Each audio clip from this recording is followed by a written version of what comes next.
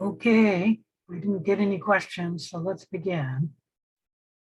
Can somebody confirm that you can, well, you can't see the screen yet, but can you hear me? Yeah, we can hear you. All right, we should be able to see the screen about now. Yes, we can see the screen. Thank you.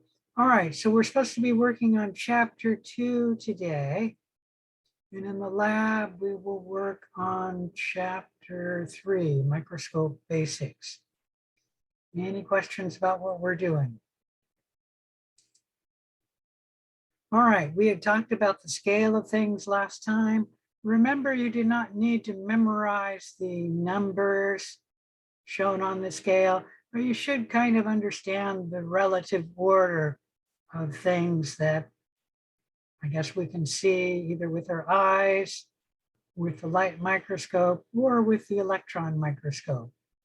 And do remember, let me blow this up a little bit, that there is a mistake in this graph, and that is it has 1 micrometer twice, one right there and one right there. This one right here shouldn't be a micrometer, that should be a millimeter. All right. So the next topic to talk about are the important biological molecules, and we need to discuss that biological molecules are organic molecules. And what's an organic compound? Typically, they're complex molecules, and they're structurally complex, and they're held together by carbon. Carbon is, I don't know, not unique, but rare as an element because it can bind to 4 other atoms. And then the organic compounds are held together by covalent bonds, largely by carbon. Any questions about any of that? Now, I'm not going to talk about the different types of bonds. We have covalent bonds and ionic bonds and hydrogen bonds. And we'll talk a little bit about hydrogen bonds, but all these other bonds you should know from your previous biology class.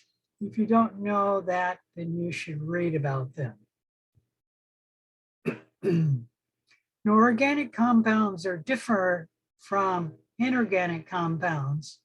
And number one, inorganic compounds typically lack carbon. They don't always lack carbon, but often they do. And they're more complex than an inorganic compound. Now, inorganic compounds are important. They are required by living organisms to grow, to repair themselves, for their maintenance and reproduction. And some important examples of an inorganic compound are actually water, which all living things are mostly made of, and carbon dioxide and oxygen. Those are inorganic compounds. Now you'll note that carbon dioxide is an inorganic compound, but it does contain carbon. But many inorganic compounds do not contain carbon, like oxygen and water. And as I stated, water is one of the most important inorganic compounds and the most abundant inorganic compound in living tissues. Any question about that? All right, let's talk a little bit about the importance of water. Water is a polar molecule. What is a polar molecule? Polarity refers to a molecule that has a slightly negative charge on one end of the molecule and a slightly positive charge on the other end of the molecule. And you can call that a partial charge. Your textbook doesn't use that term, but it's actually a term I prefer. It is not a complete charge, meaning a complete charge would be a +1, or a -1. And a -1 would happen because the molecule has an extra electron, giving it one negative charge. And then one positive charge would be when the atom or part of the molecule, or in this case, it's a part of a molecule, but it could be an atom, has one minus electron, meaning one electron is left. And so there's one more proton than electrons. And that's complete charge.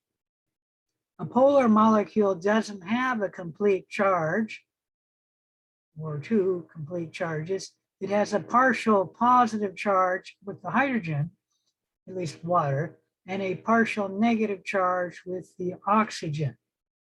That polarity comes about because oxygen and hydrogen are not sharing the electrons between them. There's two of them between them. They're not sharing the electrons evenly.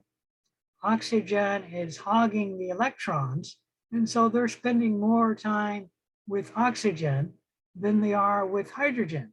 But they are spending some time with hydrogen, meaning there is a covalent bond between hydrogen and oxygen. And that gives oxygen a partial negative charge and hydrogen a partial positive charge, and that applies to this hydrogen as well. And this we call a polar covalent bond. Any question about any of that? Now you should know that whenever you have polar molecules, they can form a hydrogen bond between a partial negatively charged oxygen right here and a partially positive charged hydrogen, and it's not being shared by the atoms on the same molecule. It's being shared, the hydrogen bond is being shared between water molecules, meaning the partial hydrogen of this water molecule forms a hydrogen bond with oxygen of this water molecule. And so you should note that water has two chemical bonds. Within a water molecule, you have a polar covalent bond. And between water molecules, you have a hydrogen bond. Any question about that? All right, here's a question for you. When in water do you never find a hydrogen bond in water?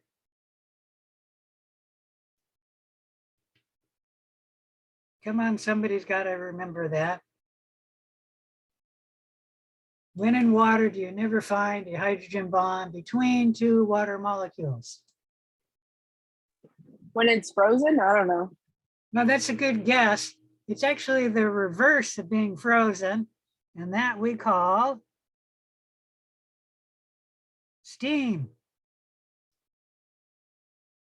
When you heat up water molecules so greatly, when you actually heat something up, you cause the molecules to move more rapidly. And that is actually a measure of the temperature.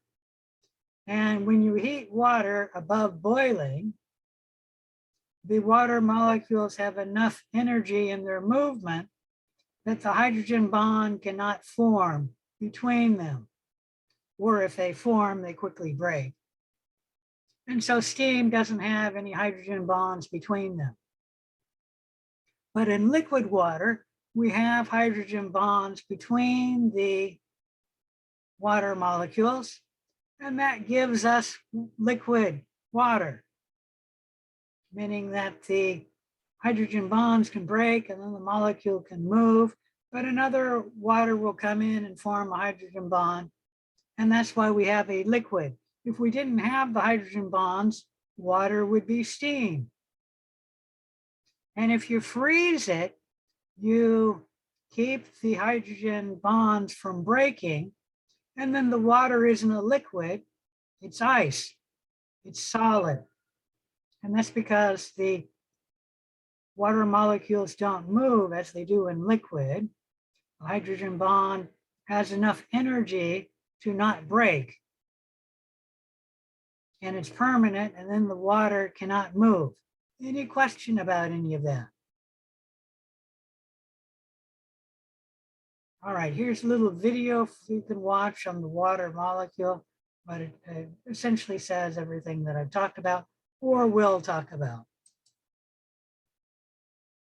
Water is a good solvent. All polar molecules and ions dissolve in water. Polar substances dissociate in water, forming solutes.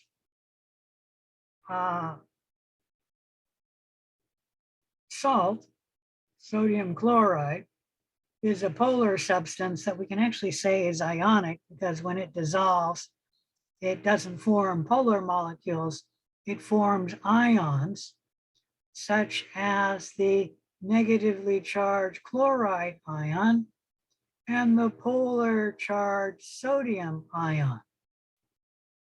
Let me blow this up a little bit. And why this dissolves in water is because the negatively charged chloride ion will be surrounded with water molecules, and the hydrogens will orient themselves in this water molecule towards the negative charge so that the partially positive hydrogens are attracted to the negatively charged chloride ion. And then many water molecules surround the negative charge, and then these partial positive charges sort of, I don't know, I don't want to say cancel out the negative charge, but that is why the negative charge gets dissolved in water. And then that's the same for the positive sodium ions. They come out of the crystal of salt and will be dissolved in water. And the water molecule orients so that the oxygen, which is partially negative charge, is facing the positive sodium ion. And then the sodium ion can go into solution. So all ionic molecules can be dissolved in water, as well as all polar molecules. And we don't have a picture of that, so let me come back to water itself. Another molecule which is polar, like water itself, or we could say glucose, has positive charges and negative charges, and the negative charge will be attracted to the hydrogens of water. And then the positive part of the molecule, because this is a polar molecule, will be attracted to the negative oxygen of water. And that would be similar to this. And then that polar molecule can be there. The difference is that it'll have both hydrogens being attracted to this one molecule where it's negatively charged, and where it's partially positive charged, it'll have the oxygens attracted to it. So both polar molecules and ionic molecules can be dissolved in water. Any questions about any of that? I have a question. Do you post the PowerPoint somewhere so that we can reference them later? Yeah, I do that. Let me take a look and see if I've done that for chapter 1. I might not have done that for chapter 1 because we just finished it. And I don't remember if I turned on chapter 1 notes or not. So let me check. Okay, thank you. And I'll just take this because it'll just take a minute, but I gotta log in, so. The internet is not working very rapidly for some reason. So let me continue. Oops, wrong one. So water is a good solvent. Polar molecules are hydrophilic, and hydrophilic means that it dissolves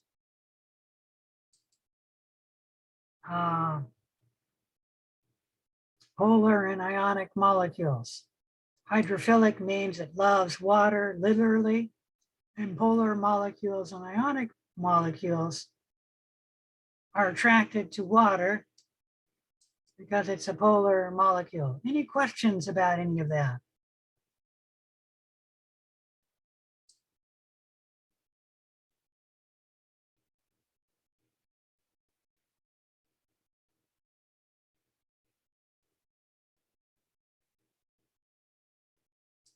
No, I did not turn it on, so let me turn it on now.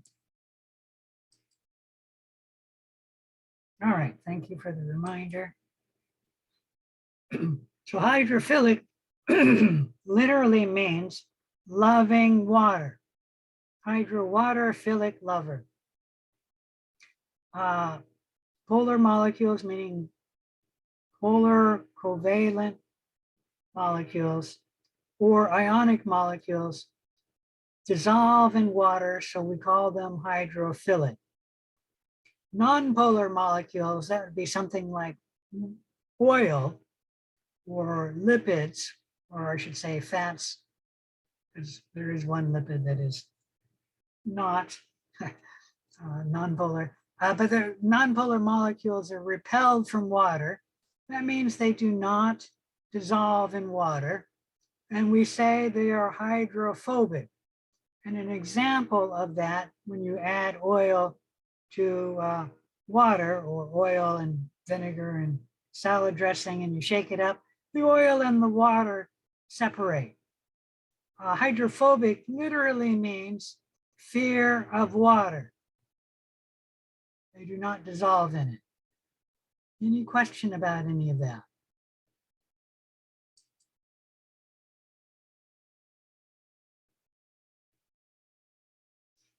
All right, because of hydrogen bonding between water molecules, it makes water excellent at buffering the temperature.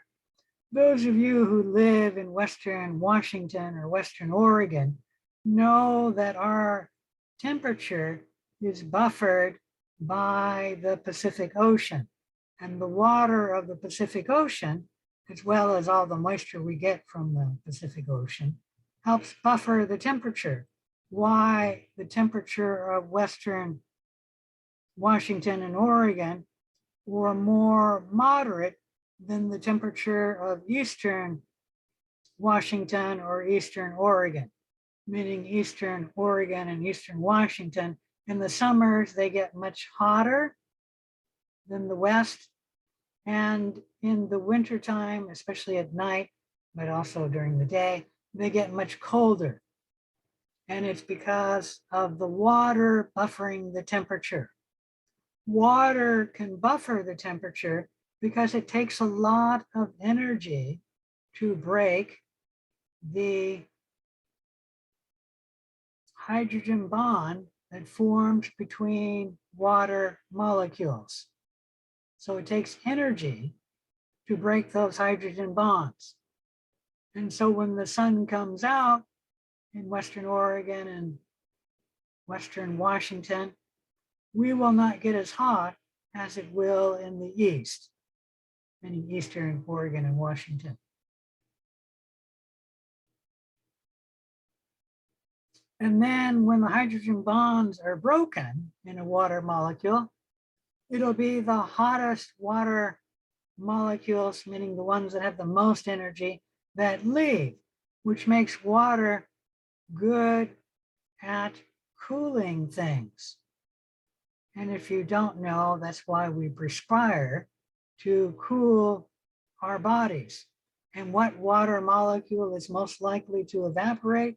The water molecule that has the highest energy. And that means that we'll be cooled the quickest if the water leaving our surface are the water molecules with the highest energy. So when water evaporates, it is very good at cooling whatever is underneath it, which for us would be our skin, our body. Let me see, I want to talk a little bit more about this, and that is water at buffering temperature. Anything, when you give it energy, it will take that energy and absorb that energy so the molecules will move more rapidly. Like when you heat up oil, the oil molecules will move more rapidly, and the movement of the oil molecules moving more rapidly is a measure of its temperature, meaning the temperature will increase of the oil. Does everyone understand that?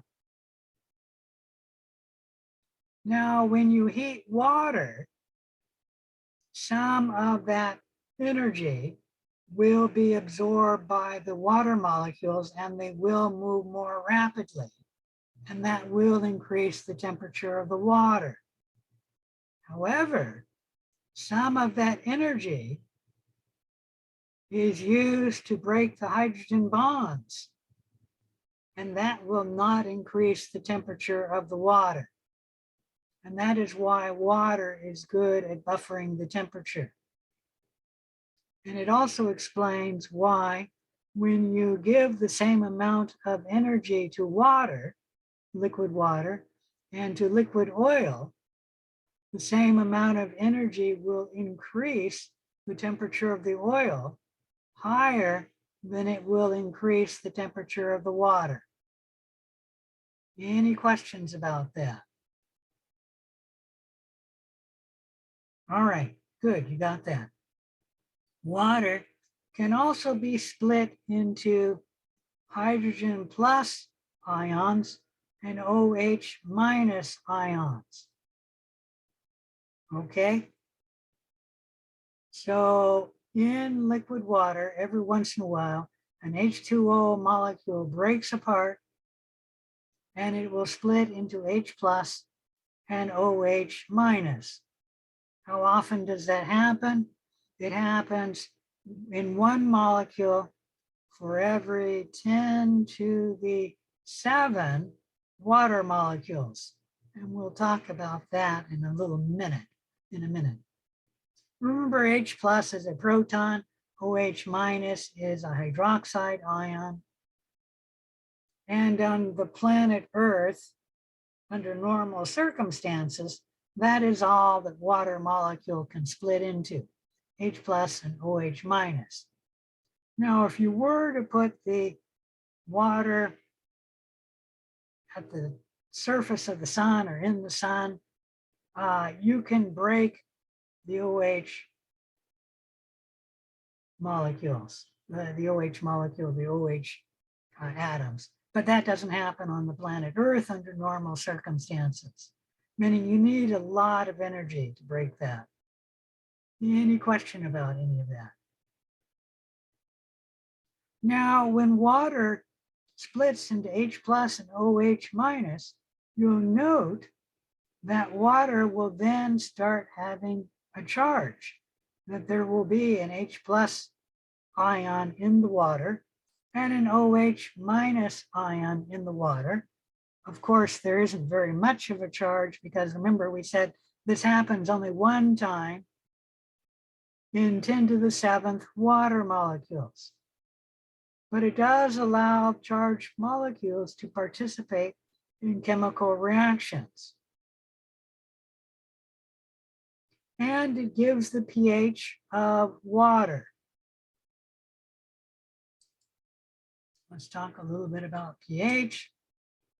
pH can range from pH 0 to pH 14. I don't know what pH 0 is because that's so acidic. I don't know of anything that is that acidic. But a pH 0, let me see if I can remember this.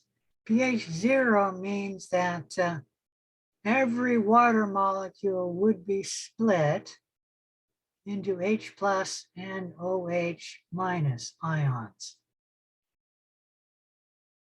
Okay, and as far as I'm aware, that never happens. But I suppose in some chemical laboratory it might happen. But on the natural earth, that can't happen. And at pH 14, wait a minute, that isn't quite right. At pH 0,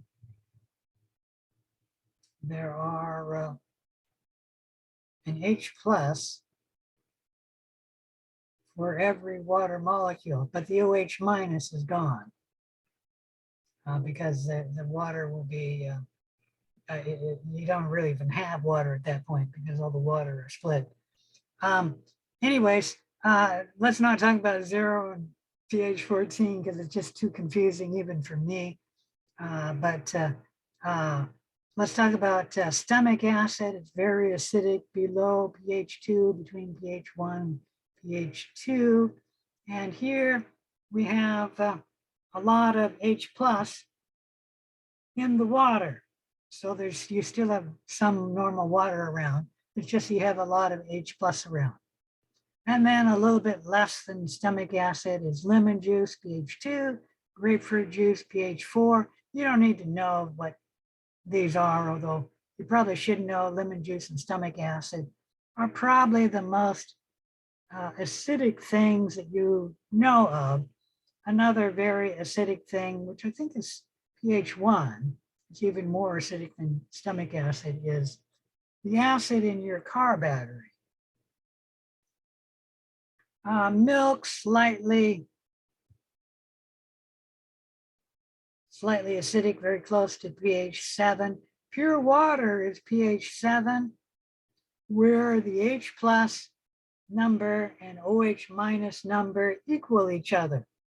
So when water first splits, H2O into OH minus and H plus, that we call pure water, and the H plus ions equal the OH minus ions.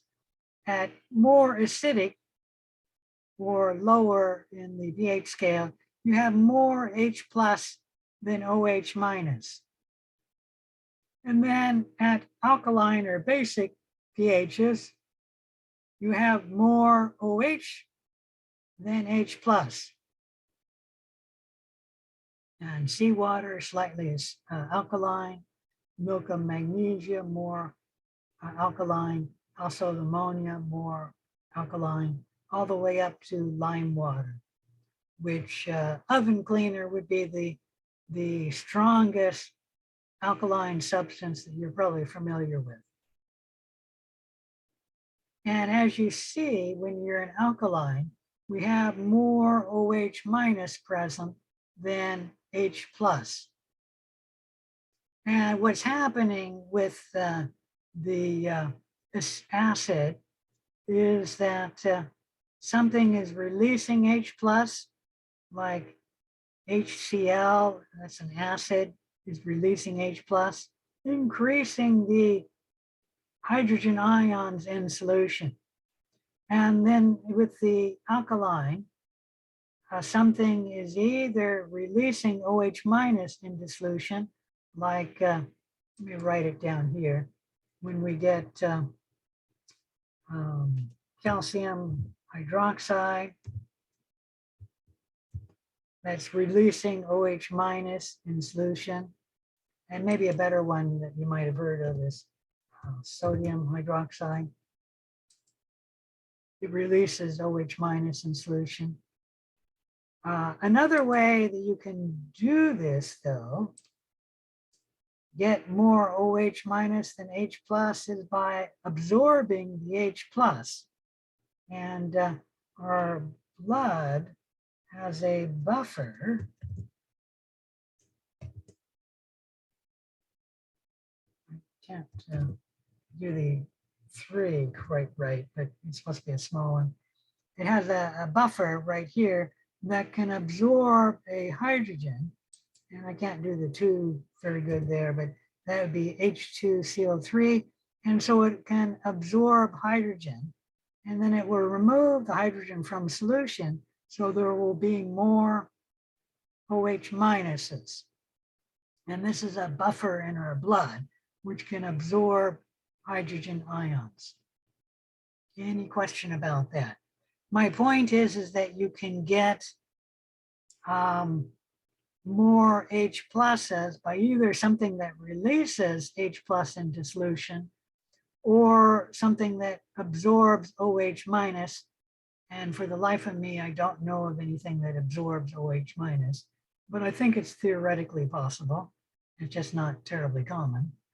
And then with something that's alkaline, you can release OH minus in solution or have something that absorbs H plus. Any question about that?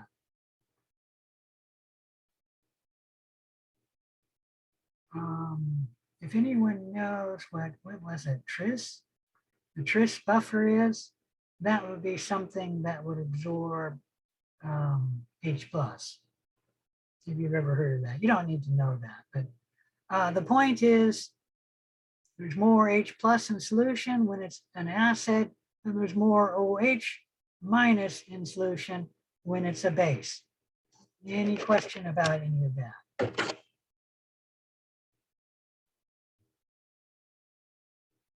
And let's talk about, I'm gonna go ahead. Well, actually, we got that right here, which is what I was talking about. An acid, a substance that dissociates, giving up more H plus. The acid HCl in water will dissociate into H plus and Cl, releasing H plus in solution, increasing the acidity of the solution. A base is a substance that dissociates, that gives up OH minus, like sodium hydroxide, or is a substance that absorbs H plus, like bicarbonate. So it absorbs hydrogen to become, well, actually, this is bicarbonate. What the heck is that called? Carbonate. Sodium bicarbonate, no, so I don't remember. You should note that tutora is a little bit wrong when he discusses bases. He only says a base is a substance that gives off OH minus. He doesn't state that a base is a substance that can absorb H plus. And you really should know that because this is an important buffer in us, okay? We have a few other important buffers in us, but that's one of them.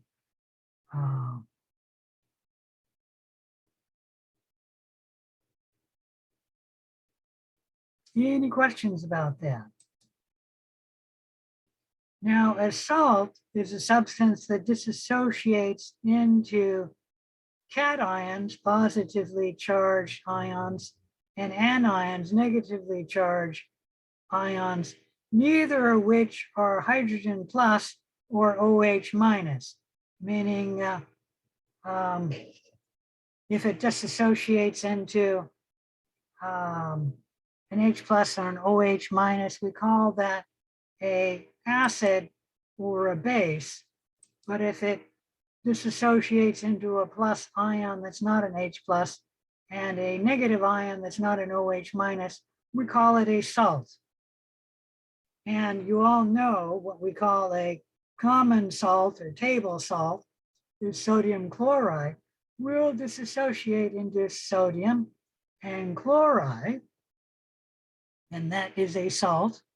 But then magnesium chloride or magnesium, what's another one? I can't remember magnesium fluoride, for example, is also a salt, meaning it will dissociate into ions which have a positive charge and ions which have a negative charge, called an anion and a cation, respectively. And those are salts. Salts, when they dissolve in water, we call them electrolytes because they have a charge and they can carry a charge in water.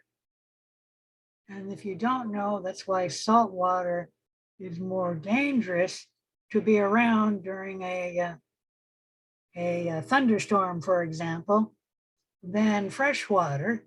And that's because if the lightning bolt were to hit the salt water could carry the charge and bring the electricity to you. And that's why you shouldn't be in the ocean during an electric storm. But in fresh water, the lightning, if it hits the water, you're not likely to be get the electric conducted to you unless you happen to be very, very close to it. So it's fairly safe to be in a pond or a river during a lightning storm. Although, like I said, if you get the lightning bolt near you, you would not be protected, because even in fresh water, there is a little bit of ions. And as I stated, water itself will split into H plus and OH minus, just at rare numbers, meaning one water will break apart for 10 to the 7th water molecules. Any question about any of that? All right, so let's come back to talking about acid and bases and the pH, and that is organisms need to maintain a fairly constant balance of their cellular acids and their bases to remain healthy. And how organisms do that is they have buffers to help maintain their balance. For example, you probably know that soda, which I don't really have that, this is actually a sparkling cider. Hopefully you can see that. But it's acidic because it's carbonated. So it's similar to soda, it's just that it's not soda. Soda would be even more acidic because it doesn't have anything to buffer the carbonation to make it carbonated. I guess that's the word, to make it soda. And why we don't die when we drink all this acid is because we have buffers, which will neutralize the acidity. And then if you don't know, some vegetables are basic, and why we don't die when we eat those basic vegetables, like the cruciferous vegetables or some of the roots, like I think turnips, but don't quote me, I don't know the pH of turnips, but I think things like that are basic. And why we don't die when we eat those is because we have buffers in our body, in the stomach and in the intestine and especially in the blood, okay? And that neutralizes the pH. And we have to maintain that pH within a narrow range. And if we fall out of that range, we'll become sick. And if we fall out of that range, we'll even die if the pH becomes too extreme. Every once in a while, you'll actually hear about a case of someone who took usually too much like vitamin C or some other vitamin or some other substance, and they threw the acid-base balance out of whack, overcame their buffer, and even though they were sick, they continued this, and then they died. Now that happens very, very rarely, because you need to really be extreme, and usually you become so sick that you would need to go to the doctors, and they'd find out what's wrong, like, why do you have this overdose of vitamin C? And they say, because vitamin C is healthy for you. Not at this level. Any questions about any of that? All right. Getting back to the pH. pH is a measure of the hydrogen ions in solution. So literally, that is what pH means. a measure of the amount of hydrogen in solution. And you can say that pH equals the negative log of the concentration of the hydrogen ion in solution. So you can actually measure the pH. And the pH will measure between pH 0 and pH 14. When we have pure water, I told you that the number of water molecules that break apart into H plus and OH minus is 1 water molecule in 10 to the 7th water molecules. And so the hydrogen ion in concentration is 1 hydrogen ion in 10 to the 7th water molecules. And that is why the pH is equal to 7. Everyone see that?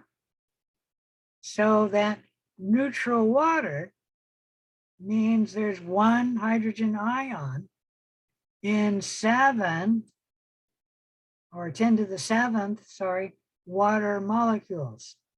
And that's pH 7, neutral water. pH 6 will have 1 hydrogen ion in 10 to the 6 water molecules, or it's more acidic, and that's pH equal to 6. Everyone see how the pH scale works? pH equal to 5 means we will have 1 hydrogen ion in 10 to the 5th water molecules. And the same thing for basic solutions. So pH equal to 8 means you have 1 hydrogen ion in 10 to the 8th water molecules. And most organisms grow best around pH 7. So you could say something like between pH 7 and pH 8. I think your book says between pH 6.5 and pH 8.5. Any questions about any of that? All right, let's move on. Organic compounds are molecules which do contain carbon, usually, and hydrogen. They always contain those two elements. They may contain other elements, particularly oxygen, but not all organic compounds contain oxygen. Like acetic acid is an organic compound. It does contain oxygen. And when we look at, oops, too far. When we look at acetic acid, you can see that most of the bonding in this molecule happens between the carbons. There is a bonding in the molecule that's happening right there between oxygen, but it's really rare. Any questions about that? So, for example, in this molecule here, all of the links are happening with the carbon. And that's typically what we see in an organic compound, that the covalent bonding is happening because of the carbon. Now you can show this as a stick figure here, or as a ring figure here. If you're not familiar with the ring figure, the ring is showing you where each carbon is at the point. There's a carbon. So right here and right there. And if ever there is not a carbon in that point, you have to identify the atom there. And I don't have an example of that. Let me move forward. Shrink that. Nope.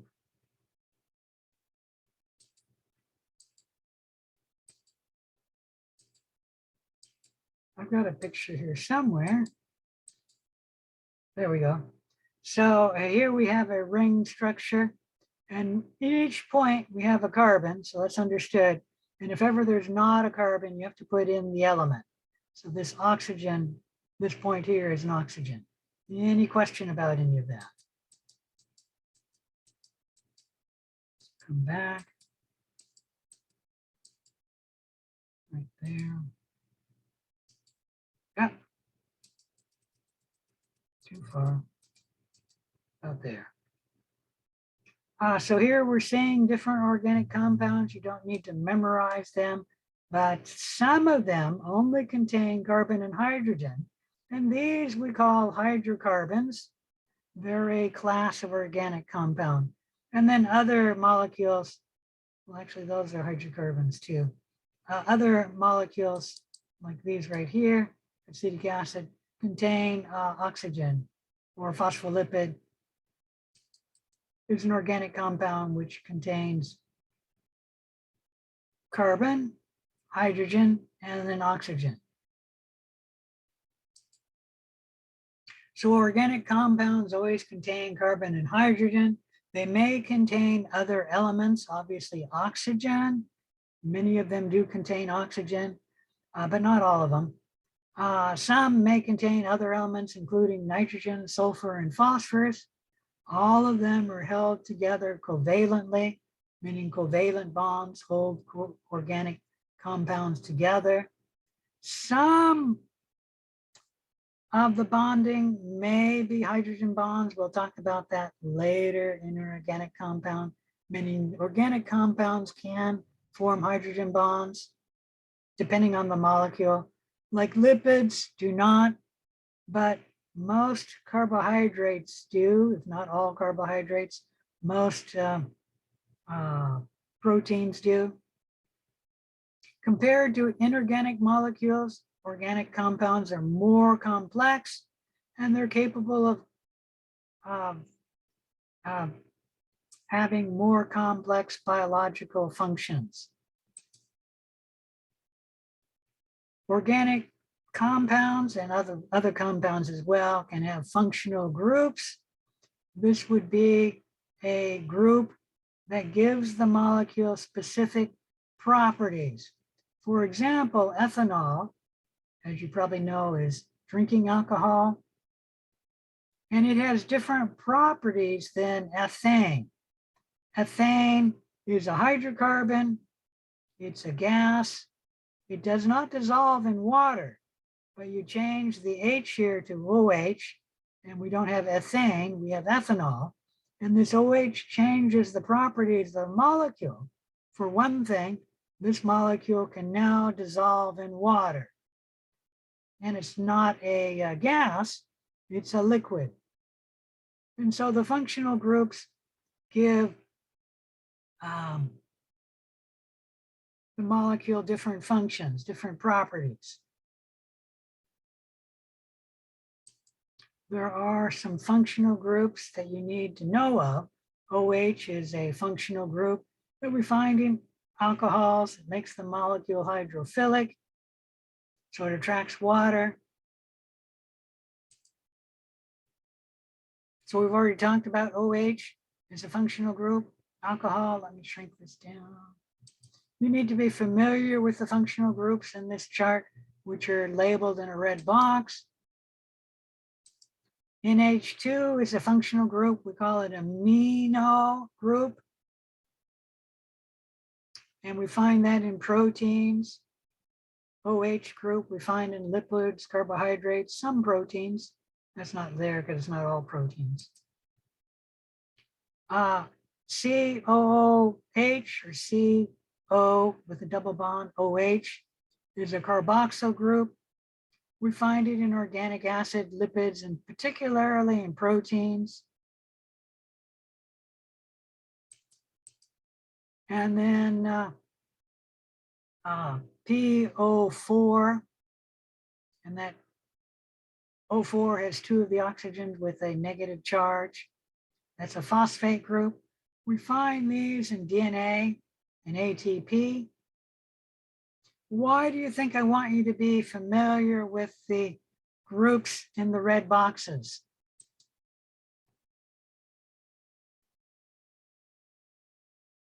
Nobody has a guess? It's because these are the groups that you find in the biological molecules. Frequently, a molecule can have more than one functional group, such as amino acid shown here has the amino group on one end of the molecule and the carboxyl group on the other end of the molecule. It has a third group called an R group, which we'll talk about later. Any questions about that? Are you guys good? Yes. Great. Thank you for answering, just because I need a little bit of reassurance somebody was still there. I don't see that. And they changed the way the share works when I'm sharing. So I don't see anyone there. Anyways, organic compounds can have small organic molecules coming together to form macromolecules. And for the biological organic molecules, we frequently see this. The macromolecules are polymers consisting of many small repeating molecules that we call monomers. For example, a protein is a polymer made up of monomers that we call amino acids. And all of the biological molecules are macromolecules that are composed of monomers. Now, I might not have worded that right. I meant that all of the biological molecules can be composed of monomers, but lipids are an exception, and that is sometimes they are not a polymer, like cholesterol is one molecule not composed of monomers. We'll just word it that way.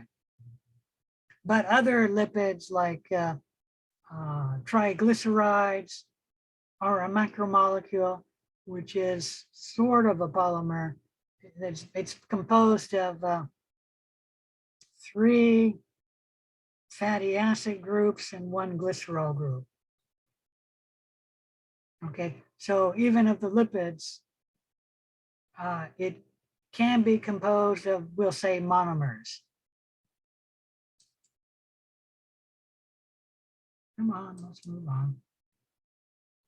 So an organic compound can have 2 monomers coming together, and then OH will come off of one of the monomers, hydrogen will come off of the other monomer, and by a dehydration synthesis reaction, also called the condensation reaction, the R here can combine with the R there, and then water will form.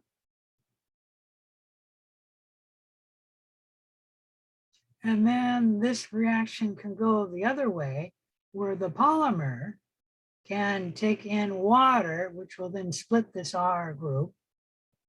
And then the water will split, the hydrogen will join with that R group, and the other R group will take the OH group, and then we'll get our monomers back.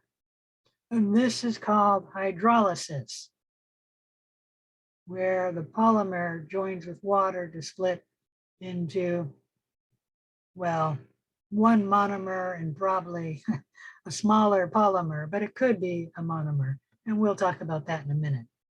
And this hydrolysis reaction you're actually familiar with.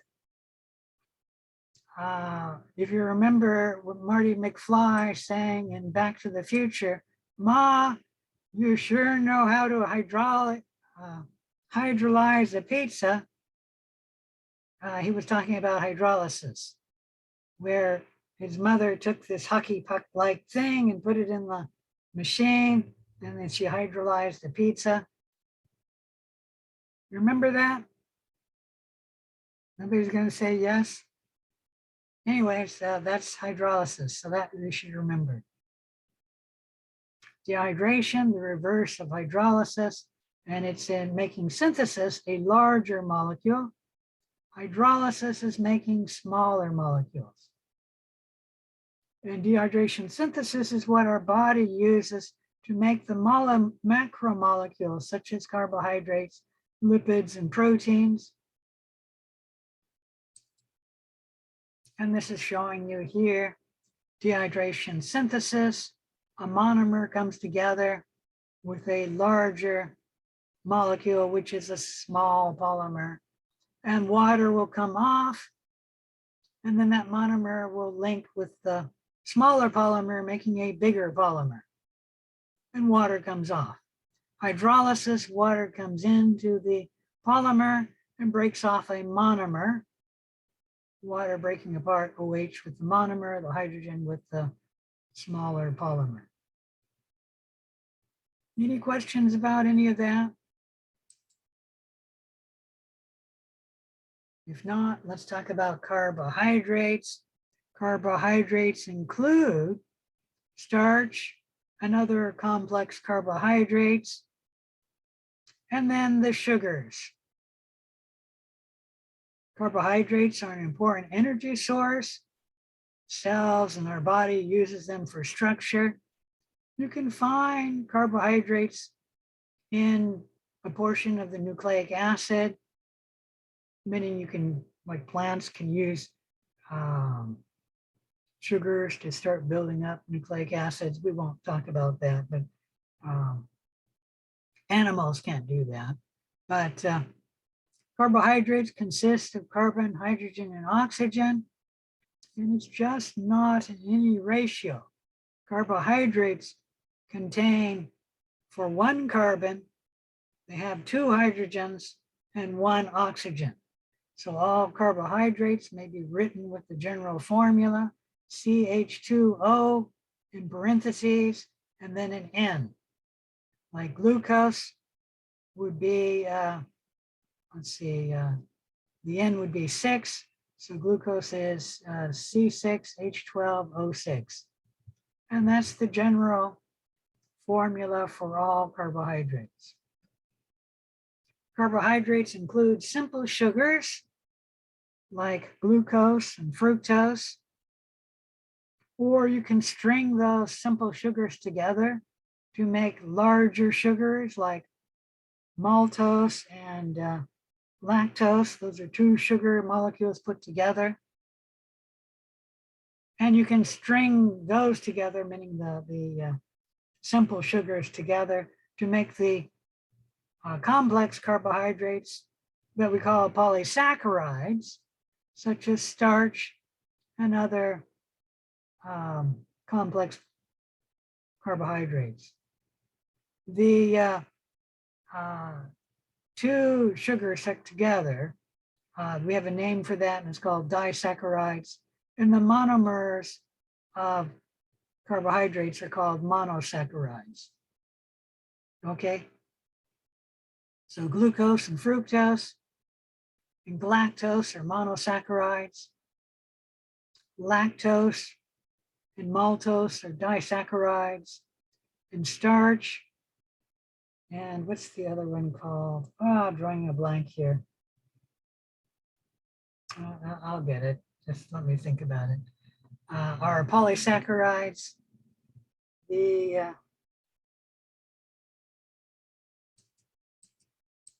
sugar that humans have in our liquid, not sugar, the carbohydrate that humans have in our liver, glycogen in our muscles, is the one I was trying to think of, is a complex carbohydrate or a polysaccharide. So carbohydrates include the mono and disaccharides. The monosaccharides are simple sugars, 1 sugar unit, and they all contain between 3 carbons and 7 carbons. But usually monosaccharides have either 5 or 6 carbons, like glucose and fructose, probably the 2 most common monosaccharides, both contain 6 carbons. And monosaccharides are sweet. and they dissolve in water. Actually, all carbohydrates dissolve in water. Disaccharides are formed together by joining two monosaccharides in dehydration synthesis to make a disaccharide. For example, to make sucrose, you get glucose put together with fructose. Water comes out. It is a dehydration synthesis. Water comes out. The OH is removed from the glucose. The H is removed from fructose. And then this carbon of fructose binds directly with this carbon of glucose. Excuse me, not the carbon of fructose, the oxygen of fructose binds with the carbon of glucose to form sucrose in a dehydration synthesis reaction. And then water forms. You can reverse that by adding water to sucrose. It'll split this bond here in hydrolysis, making fructose and glucose. Okay, any question about that?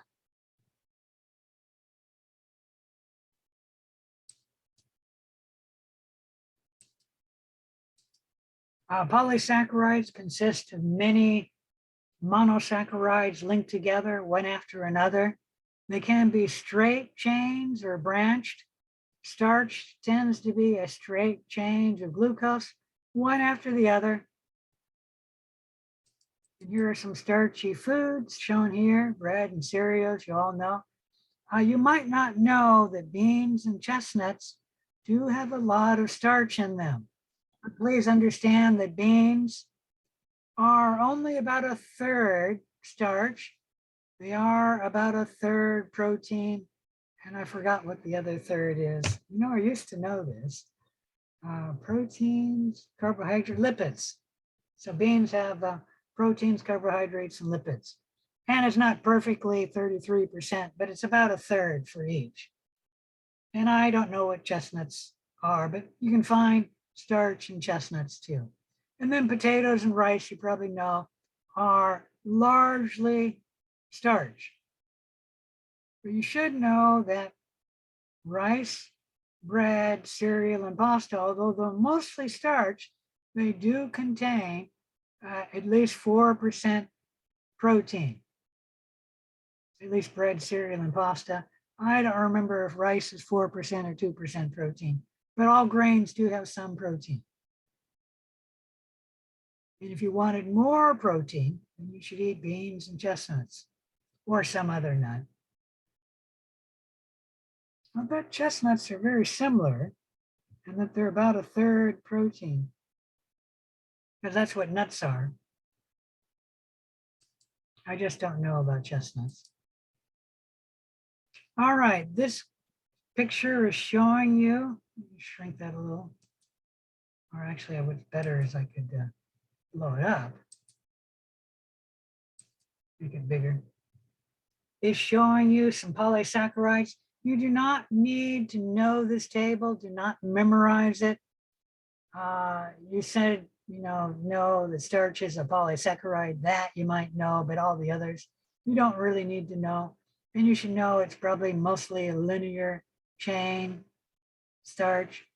Glycogen is very similar, but it's a branching chain, meaning a chain that branches. Cellulose is a carbohydrate. You don't need to know this one, but it's a carbohydrate we find in plants. And what it is the monosaccharides linked together, although it's a different linkage than starch, one after the other. Let me see if I can even blow this up a little. There we go. They're linked together in the blue line by a covalent bond. One of the monosaccharides of glucose linked together with a covalent bond to the next and the next. But between the chains, we have hydrogen bonds between this glucose and that glucose. And this glucose also hydrogen bonds to that glucose. So that there's a lot of hydrogen bonds going on in cellulose. as well as covalent bonds. And with all this linking together, it's very difficult for most organisms to digest cellulose. And that's why when we were to eat like grass, we're not going to get any nutrition because humans cannot digest cellulose. And actually cows, which do eat grass, cannot directly digest cellulose either. How cows digest cellulose is they have microorganisms in their four stomachs that can digest the cellulose. And then they digest the cellulose into glucose. So the cow can then get some nutrition from eating the grass. Any question about any of that?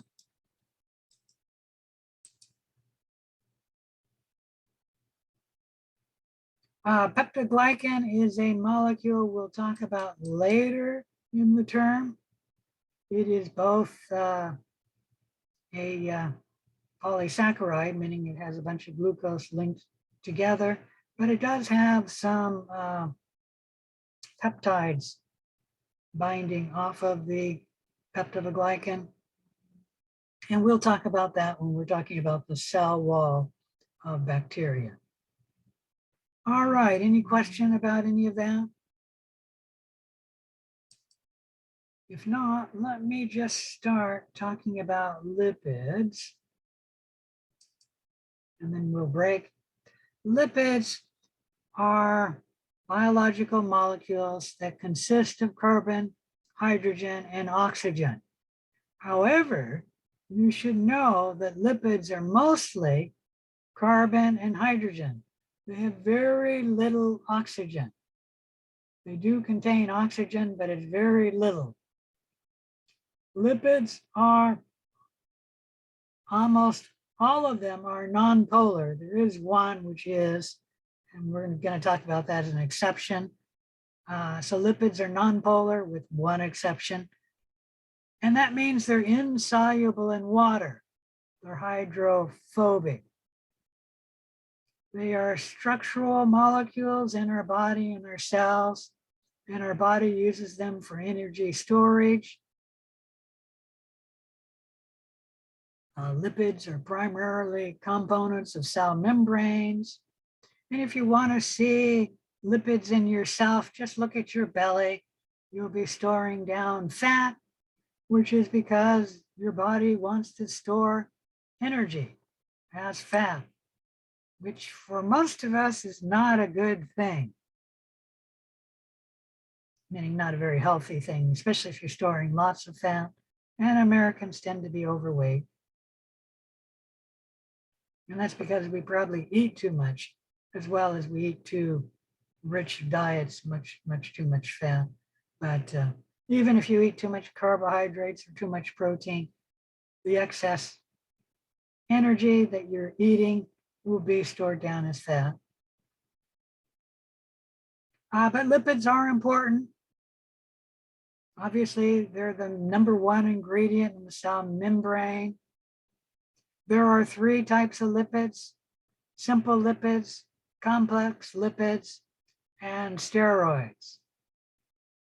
Let me show you just right here, and then we'll end. I wanted to show you a lipid, and this is a fatty acid. And as you can see, it's mostly carbon and hydrogen. The only oxygen are here and here. And then when this molecule gets together and binds together, this oxygen even comes off. So the only oxygen in lipid would be this lipid here, would be right here, and right there, and then right there. So there isn't much oxygen in lipids. And we will stop right here. Any questions? If there's no questions, I'll see you for the lab at 6:30. Bye.